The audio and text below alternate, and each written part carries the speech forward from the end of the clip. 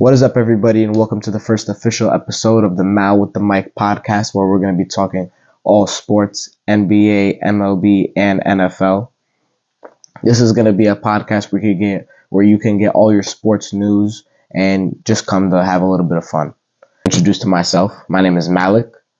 I'm a Knicks fan, I'm a Niners fan, and I'm a Yankees fan. But just know that I won't be biased, and I'm not going to stick to just those specific sports or just those specific teams. We're covering all sports, all teams, whether it's the Marlins, the Bulls, the Seahawks, even though I don't like the Seahawks. And we're going to be covering all teams, no biased, just complete news for every team, every sport. So, considering that tomorrow is game 1 of the NBA Finals, I thought that was the best place to start. We're going to be looking at each matchup. So, you got the Mavs versus Celtics, and we're going to be looking at position by position.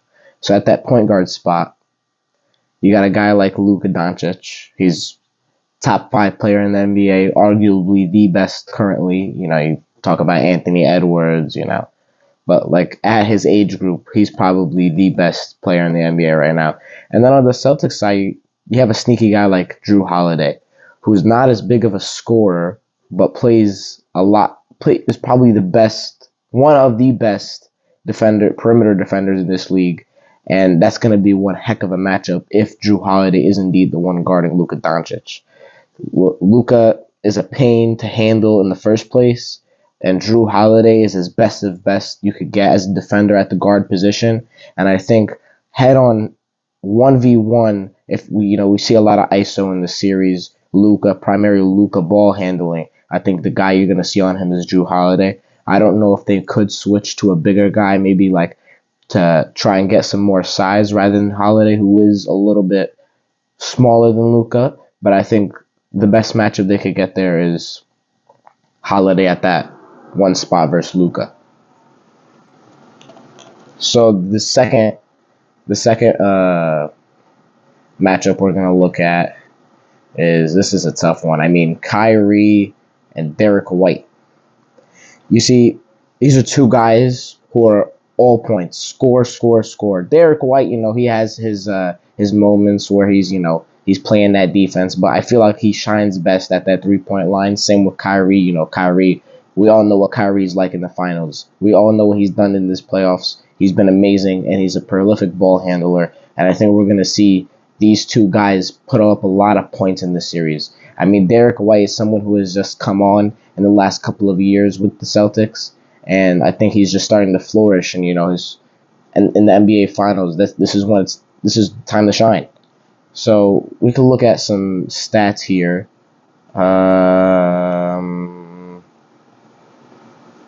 Yeah, we'll look at Derek White first, how he's fared in these playoffs.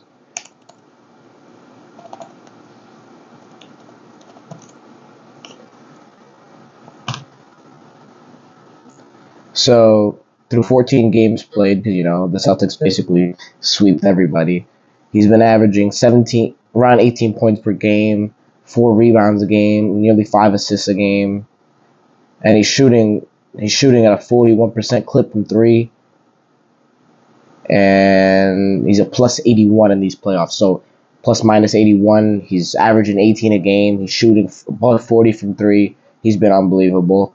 And then you look at the other side with Kyrie at the shooting guard. But mind you, both of these guys are actually primarily point guards. But because both of their teams have such good point guards at that first spot, they moved to the 2, which I think works even well. Kyrie played 17 games so far. He's averaging 23 a game. He's putting up 42% from 3. That's amazing. And he's got a plus 121. So Kyrie is making the difference, guys. I mean, this is unbelievable. Plus 121 in 17 games in the playoffs. He's averaging 5 assists a game. We know Kyrie. There's nothing really to talk about with him. We know what type of playoff scorer he is. I mean, regular season scorer. And scorer in general. He gets in his bag. He's a problem to handle with. And I think if Derek White is the primary defender on Kyrie, he's going to have his hands full. So The third matchup, we're going to look at that 3 spot. This is where I feel like the front court, I feel, is like where the Mavs might take a couple steps back, considering their backcourt is arguably the best in the league. Luka and Kyrie, I mean, there's nothing really much you could do to argue that. But I feel like the front court is where they might take some fallback here. If we could just look at, all right. So PJ Washington at the 3, Jason Tatum at the, no, not even Jason Tatum. Never mind that. The Celtics have been playing this lineup where they put Jaylen Brown at the 3, Jason Tatum at the 4. So we'll get to Tatum and the 4 spot in a little bit. But Jaylen Brown and PJ Washington. I think Jaylen Brown has just been unbelievable in these playoffs. We saw him win East Finals MVP. I mean, I think deservedly so. I like that they didn't give it to the guy everybody expected, Tatum, and they gave it to the guy who I believe personally showed up best in that series. I mean, he had a 40 bomb in, I believe it was game 1 or game 2. Game 2, he dropped 40, 14 of 27 from the field, 4 3-pointers, 5 rebounds. Yeah, he's been unbelievable in these playoffs. If we could just look at what he's done so far total in the playoffs, not just that series versus Indiana. So 14 games played, 25 points a game, 6 rebounds. He's shooting at a clip of 55% from the field, 37 from 3, a little bit of a dip. But he's still draining 2 threes a game. He's a plus 74. I mean, really, really great on the Celtic side of things. Defensively, he's really good. I mean, I don't know why people hate on Jaylen Brown so much. You know, a lot of it is because probably, you know, he's not as good with his left hand, but I feel like that's something he really worked on, and I think he's one of the most important players in this matchup. So if we want to look at PJ Washington on the Dallas side of things, he was a trade acquisition from the Charlotte Hornets. He came over. I mean, from the Hornets to, he said it himself, from the Hornets to the NBA Finals is a tremendous feat. But he's played 17 games. He's averaging 14, so he's a good scoring.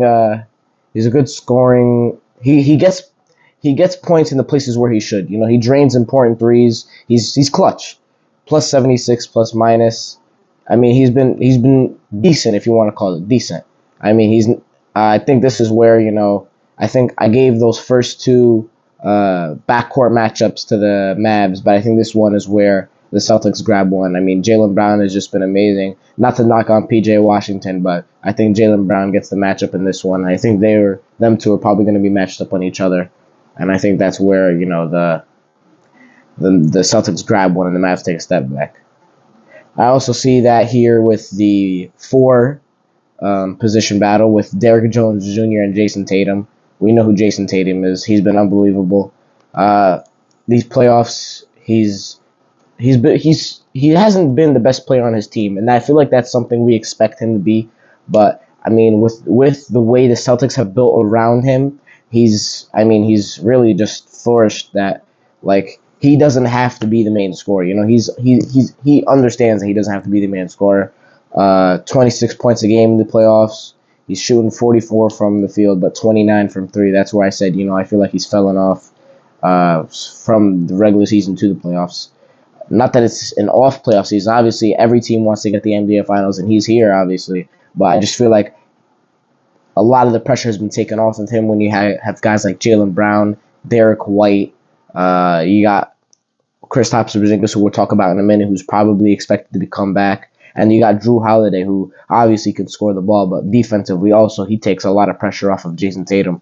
I mean, Tatum averaging 10 rebounds a game, that's huge. 6 assists. Yeah, I mean, anybody wants 26, 10, and 6. Obviously, the shooting percentages aren't the best, but I mean, it's Jason Tatum. We know what he's like. And then on the Dallas side of things, you got Derrick Jones Jr., who has weirdly kind of like, I don't think anyone expected him to be such a huge role on this team. I mean, Derrick Jones Jr., for a person that I know him from the dunk contest. But he's been really, really decent. He also obviously has played 17 games. He's averaging 10 a game, and he's shooting the 3-point clip around 40%. He's a plus 58 in these playoffs. I think, obviously, you know, I'm going to have to give this matchup to the Celtics. Jason Tatum is unbelievable. But Derrick Jones, I feel like he could become really important in this series, and I feel like he could play an important role. defensively. I mean, he's lengthy. He's going to have to stick with Jason Tatum if that is the defensive matchup that the Mavs are looking for. And I just think that's going to be a good matchup, but Tatum gets it undeniably. So the center spot, we're looking at the 5 now, is where I feel like. So you obviously the first 2 matchups I gave to the Mavs, backcourt, point guard and shooting guard. The 3 and the 4 I gave to the Celtics, but the 5 I feel like is where it could be the most even, because with the Celtics, if Luka is going, my apologies, if Kristaps Porzingis is expected to play and he's going to play, I feel like that there's a duo on the Celtics side and there's a duo on the Mavs side. On the Mavs side, you got Daniel Gafford, who they also got in a midseason trade. He's been unbelievable. I mean, catching lobs from Luka and Kyrie, highlight season all the time.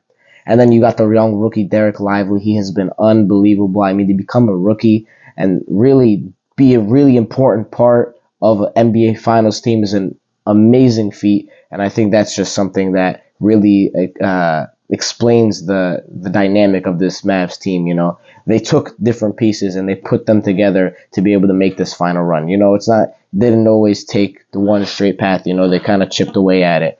And then with the Celtics, you got Kristaps Porzingis, who we know who he is. He on the Knicks, on the Mavs, and on the even on the Wizards, and now to the Celtics. He's that big, lengthy 3. He shoots the 3-pointer really, really well. He's been out for a good amount of these playoffs, but I think he's expected to come back, and I mean, that's just huge. I mean, like, with how good of a 3-point shooting team the Celtics already are, they grab that big Kristaps Porzingis. They slot him into that starting lineup versus probably Daniel Gafford. He's lengthier, he's bigger, and he's got a better 3-point shot. That's just more scoring, better defense. I think Kristaps Porzingis is one of the most important parts of this series.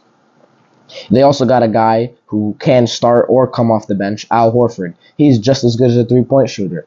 I mean, the guy is pushing late 30s, and he's still doing everything he can to drag this team to a championship. I think he wants it. I mean, he's a great 3-point shooter. He knows how to run the offense well. He's really just been great. I mean, it's 2 great center matchups on both sides. You got Gafford and Lively, Porzingis and Horford. I think that's really, really where we can see this matchup split. If I had to give a prediction, I really don't know. This is one of those series that could just go either way. I feel like this one could go 7. I told 2 matchups to the Mavs, the 3 and 4 matchup to the Celtics, and then that 5 spot I'm really just split on. I mean, you definitely have better spacing on the side of on the Mavs side, but then the 3-point shooting on the Celtics side is just, it's undeniable. You know, you can't deny it. It's better. So if I had to give it to anyone, I think I'd give it to the Celtics. And maybe it's not the team I want to win, but I think the Celtics are going to take this one in 7. I feel like that could really happen, and I think it's just the most realistic thing that could perspire. So we're back after the NBA Finals preview of Game 1. And something I just want to ask you, if y'all can let me know, who do you think is going to win the series, and who do you predict is going to win Finals MVP? In my opinion, I see Luka grab. I predicted the Celtics to win. In my opinion, I see Jaylen Brown grabbing it. I mean, he's a prolific player. I think the Celtics are going to grab this one in 7. I love Jaylen Brown. He's a great player, and I think he's really just going to be the best player in this series total. So we're going to move on to some NBA draft news. So obviously after the finals, you got the offseason, and that's just even more chaos. So with the draft, I think one thing that a lot of people are looking at is what the Hawks are going to do with that number 1 pick. Will they flip it, or will they do the inevitable move and draft Alex Sarr at number 1? I feel like the Hawks have a lot going on this offseason because, you know, they got 2 guards, Trae Young, DeJounte Murray, both good in their own respect. But I feel like one's got to go. I just don't think they mesh well on the court. They play 2 very different ball-dominant games, and I just don't think that I think one needs to go, you know? So if you can, you know, take that number 1 pick, flip it away, get a whole bunch of assets, trade one of those guards, get rid of them, whole bunch of assets, the future for this Hawks team will be looking unbelievable. I mean, you saw the Knicks build 11 first-round picks in a 5-year span just with a couple trades. Imagine what the Hawks could do with the number one pick in either Trae Young or DeJounte Murray. I mean, you're gonna have the future of this team set up perfectly. Gives you more assets in the future to be able to go and get yourself a star, and gets you probably a good couple good role players, maybe even a star player if you trade in that number one pick. I just think that really is what they should do. Obviously, Alex Sarr, he's a great player from France. He's a big. He would fit perfectly in that lineup with with young Murray and Bogdanovich. But I just don't know if that's going to be the move for them, considering how much they could get for that number one pick. I don't know if Alex Sarr is worth all the assets they would be able to get. So something I want to move on to is Bronny James. A lot of teams, it's coming out that a lot of teams want to grab Bronny James specifically for the reason that they believe they could get LeBron James in return with Bronny coming. I don't think that's worth it, considering both Bronny and LeBron have both voiced their opinion about it not being necessary to play with each other. Bronny James wants to be his own player. He doesn't want to be known as LeBron James' son. He wants to be known as Bronny James on and off the court. People are going to be gassing him up because, oh, he's LeBron's son, he's LeBron's son. If he wasn't LeBron's son, I don't think he'd be gassed up this much. I think we just need to see who he really is instead of worrying so much about what LeBron's going to do. If Bronny goes to the Hornets, is LeBron going to sign with the Hornets? I just don't think that's realistic. I don't see LeBron leaving LA for any type of reason. I think he likes it there. I think they're building a pretty good team, you know. They obviously lost in 5 to Denver, and I think that was primarily due to some of those role players that they had around him. Him and Anthony Davis really did really well that series, but the role players they had around him, like D'Lo's got to go. He had a terrible series. He needs to go.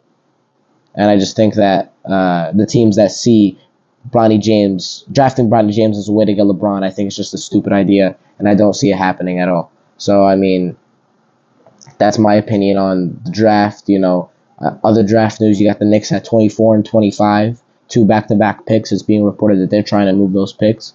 We don't know if the Knicks are going to try and trade up. Tom Thibodeau is not really a guy who likes to play young players. So I feel like if the Knicks are going to move these 2 picks back-to-back, it's going to be for a player. And a lot of reports have come out that they're trying to get another star player to play with Jalen Brunson. Obviously, they have to worry about OG Anunoby and Isaiah Hartenstein. You got a Julius Randle and Jalen Brunson extension on deck. It's a lot of money that's got to go around for these Knicks, and they're worrying about getting another star. It's going to be hard to be able to shift all these pieces in such a short period of time. With the Knicks, they have all these assets. They have multiple first-round picks. You got young players. I feel like Deuce McBride could be potentially moved to grab another big star. In my opinion, I feel like the person who fits best there, if OG Anunoby were to stay, I feel like Mikal Bridges. I mean, a lineup of Jalen Brunson, Mikal Bridges, OG Anunoby, Julius Randle, Isaiah Hartenstein would be unbelievable. I mean, that could be one of the best top 5, top 10 lineups in the NBA. You got Dante DiVincenzo, Josh Hart moving to the bench. Those are guys who played big starting playoff minutes. You got 2 quality playoff starters now on your bench. And I just think that Knicks team would be unbelievable. Obviously, you know, I'm a Knicks fan, but I'm speaking from a wide standpoint of thinking getting Mikal Bridges would bring this team to the next level. Not only defensively, but you know he's got that shot. You know he's got a scoring ability to be able to put up 20 a game. I feel like that would just be unbelievable. Other promising teams that I feel like could make moves this offseason, there's a bunch of them. You know, we talked about the Hawks, what they could do with that number 1 pick. Other teams you got, let's look at it. The Cavs are coming into a pivotal point in their building of a championship team. Obviously, two years in a row they got wiped out in the playoffs. Last year it was the Knicks in the first round. This year they lose in 5 to the Celtics. Are they going to trade Donovan Mitchell? Does he even want to stay in Cleveland? I don't know. That's something to look at there. In Orlando, super young team. I thought they were really great. I mean, they lost in 7 in the first round to the Cavs. I really thought that series could have gone either way. I could see the Magic making a move for somebody big this offseason to really supplement. I think they need a playoff veteran. It's a really young team. I think if they had a standard playoff veteran who could give them points and could give them great defense, it would just be unbelievable. The Magic have great defense already. Orlando Magic, Orlando Magic, but I feel like they need some more scoring. Same thing with the Rockets. The Rockets, great defense. You got guys like Alperen Sengun. You got Dylan Brooks, probably will stay on that big contract. You got Jalen Green. You got Amen Thompson. I think they're really promising too. They came alive at the end of the season, 41-41. I mean, finished at 500, 5 games out of a play-in spot. I think they go and grab, like I said, another young team. Jalen Green, Amen Thompson, Alperen Sengun. They're all great stars, and they're all going to have promising careers, I believe. But I think they just need to go get a veteran star that will be able to lead them to the playoffs. Like the Rockets and the Magic are both young teams that I feel like would take that next step with a leader. Like obviously on the Magic, their leader is Paolo Banchero, and not a knock on Paolo Banchero, but he's not experienced. He's 21. He's 20 something years old. I think he's 21 years old. He just got drafted. He's got 2 years in the league.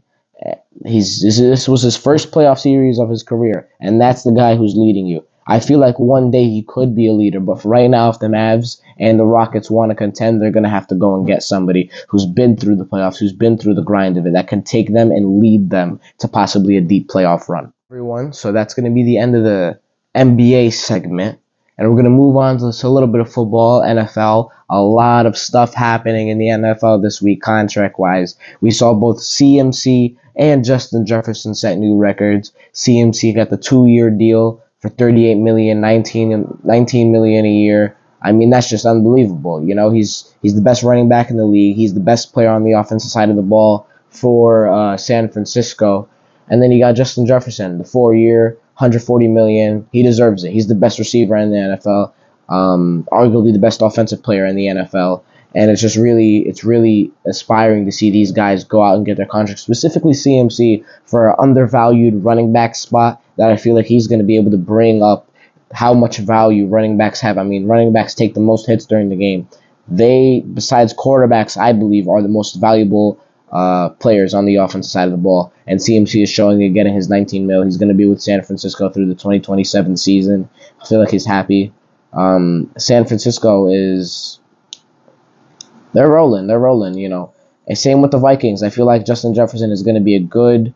I mean, we know who he is. He's the best receiver in the NFL. But to have that for their rookie guy, who I feel like is going to be a starter, J.J. McCarthy, I feel like he's going to have a guy to rely on with Jordan Addison after that amazing rookie season. 2 guys that he can rely on. Like, you could just throw it up. I'm going to say Justin Jefferson's down there, and I feel like Justin Jefferson's going to go grab that. It takes a lot of pressure off your back to have such a great receiver like him. And then you obviously got Jordan Addison, who is going to be one of the best receivers in this league, in my opinion. After that amazing first season, he's a speedster. I mean, great route running. I could see him really flourishing in that offense.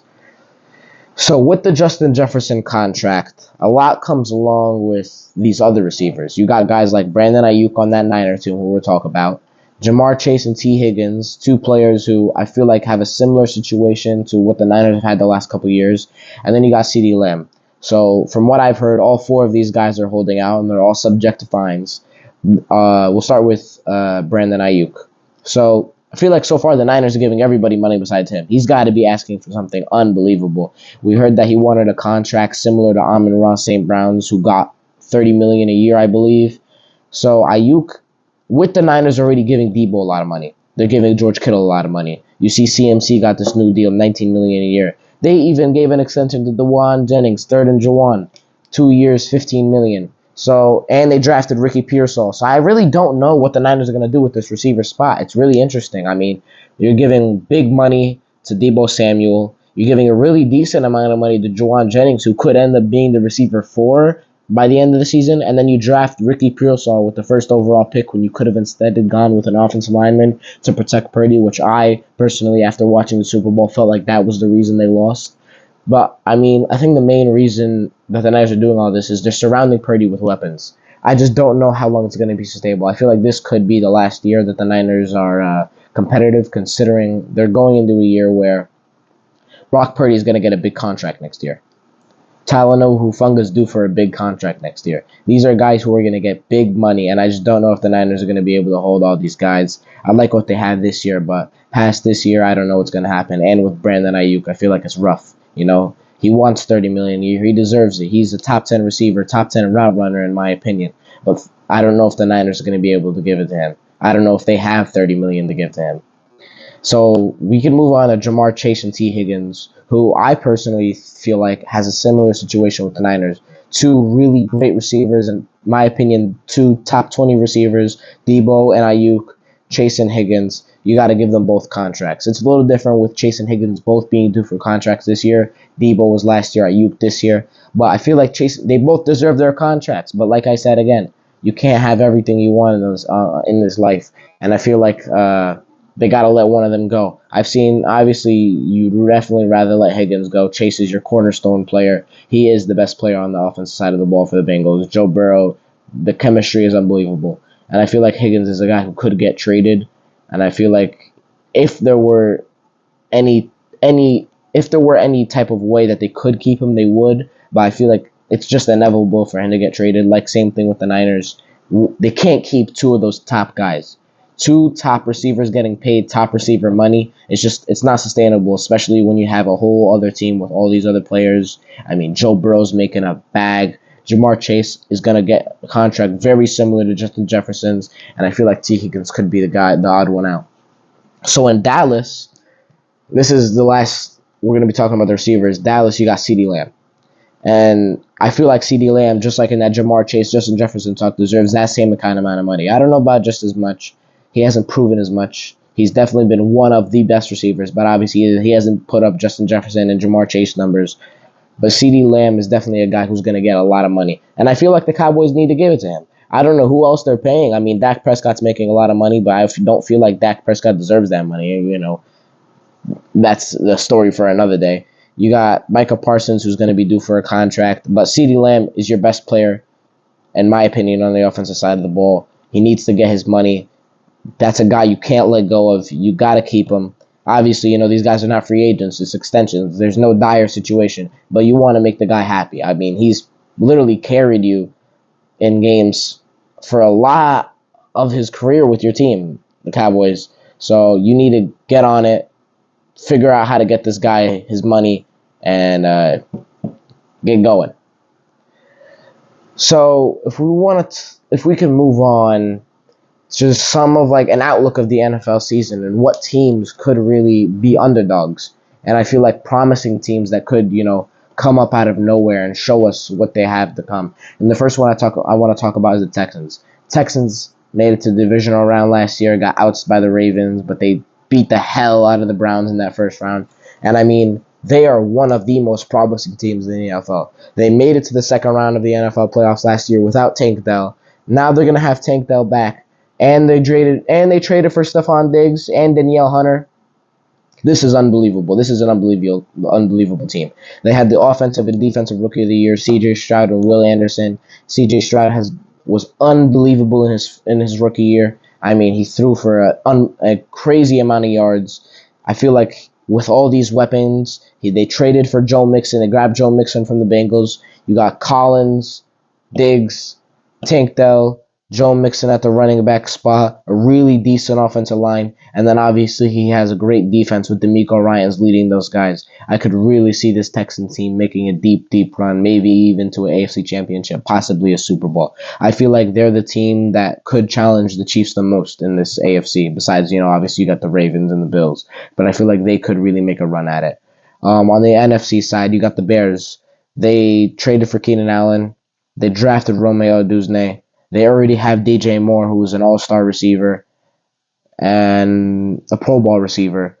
And then they obviously drafted Caleb Williams with that number one pick, decided to move on from Justin Fields, sent him back into the Steelers. And you got Caleb Williams, who is going to have a lot of pressure on his back as a rookie for a team that's expected to succeed. They got a great defense, Jalen Johnson leading it at cornerback position. And I feel like they could really make a run for this, They're a great team, great weapons on the offensive side of the ball. Obviously, I feel like that running back spot could need some work with Khalil Herbert as the lead. They also signed DeAndre Swift. Don't forget about that. I just remembered that. DeAndre Swift. Yeah, I mean, this Bears team, they're good. I feel like they could make a run at this. I don't know if with their division, being really, really decent. We'll get into another team in their division right now, but I feel like the Bears could be really good. I don't know about a deep playoff run, but I feel like the future is bright for them. Next team we'll talk about is the Packers. Packers destroyed the Cowboys. Love it. Love to see it. Destroyed the Cowboys in the first round of the playoffs and then got beat by my Niners in the second round of the playoffs. Jordan Love is really promising. That receiving core, super promising.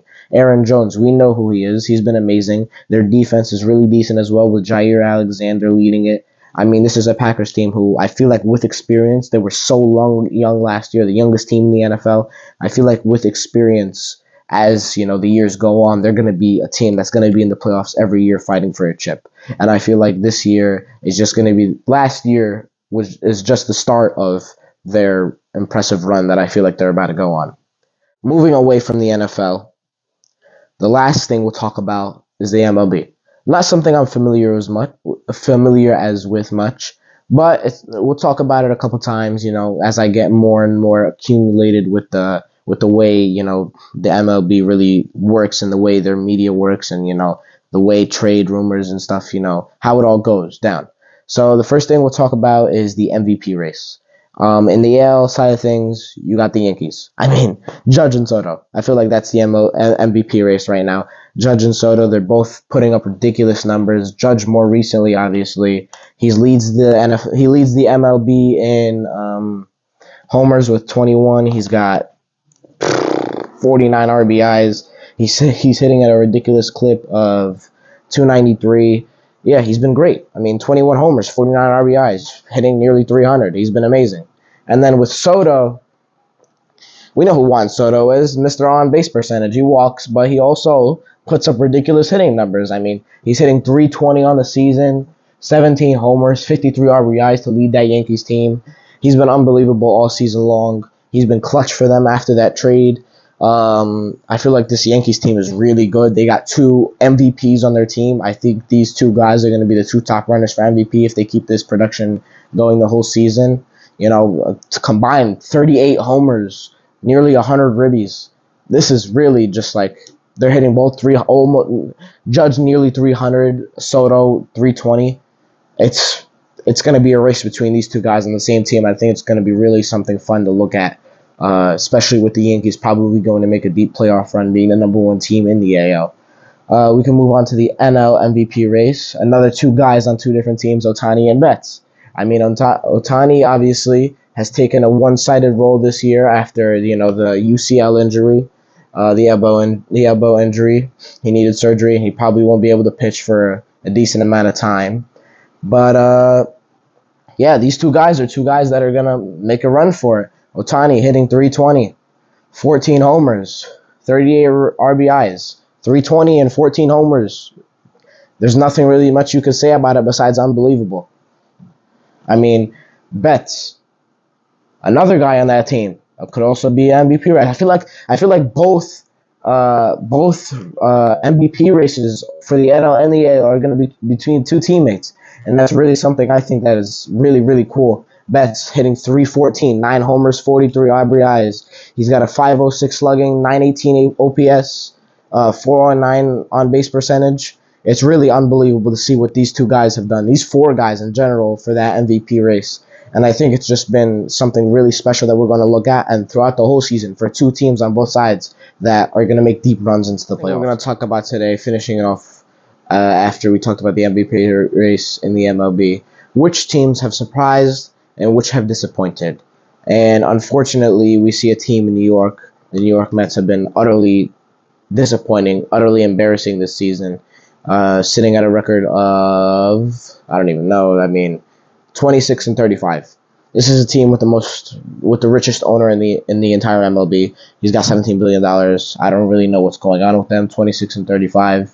Obviously, they sold at the deadline this year. I could see it happening again. You see a guy like Alonso, JD Martinez getting moved.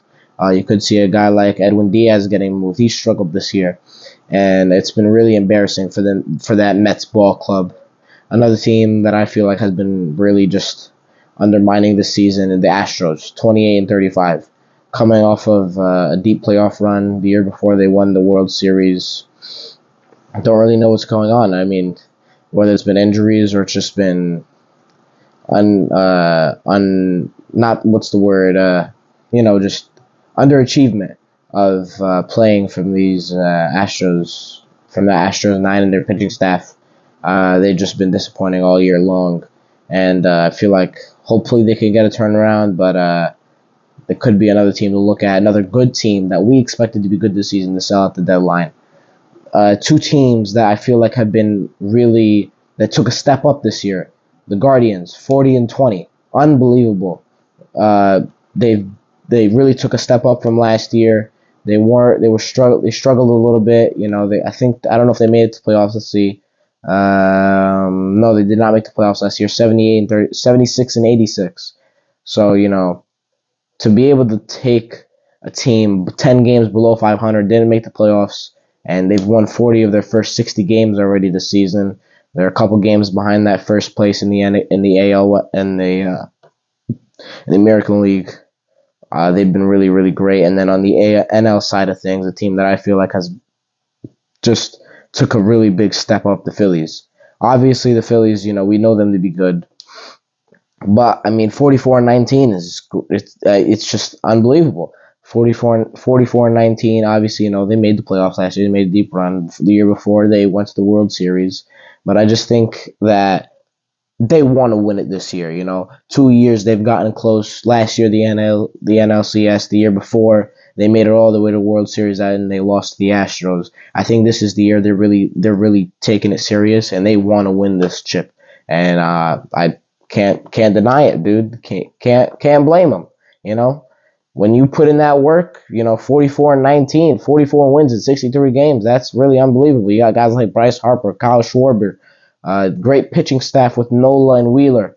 I feel like they are the team to beat this year, specifically on the NL side. On the AL side, obviously you got the Yankees. So, but I feel like it could be the Yankees, Phillies, Dodgers. Those are the three teams that I could see competing for the championship.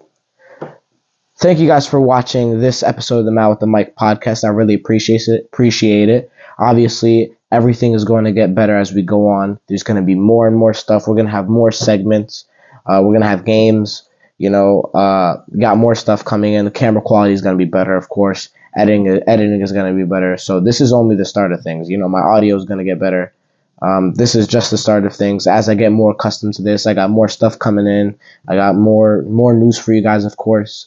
The plan is to be able to post 2 times a week, but with the NBA Finals going on, I'd like to get out more episodes. So plan on my next episode being Monday, so please tune in for that one. I hope you guys like this one, and please come back. Let people know. This is only the start of things. Everything's going to get better, promise me.